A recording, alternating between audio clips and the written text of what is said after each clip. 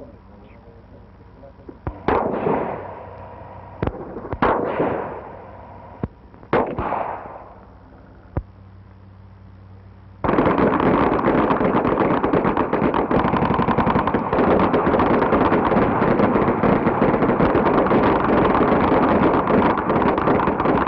has only been within recent years that we have been able to learn what tremendous outrages have been practiced in the name of parole,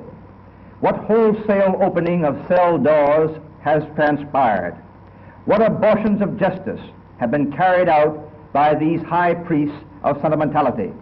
who open the prison doors to murderers, thieves, outlaws, and sex criminals, that they might again descend upon the honest citizen to rob and beat and kidnap and murder. We must not for a moment lose sight of our goal,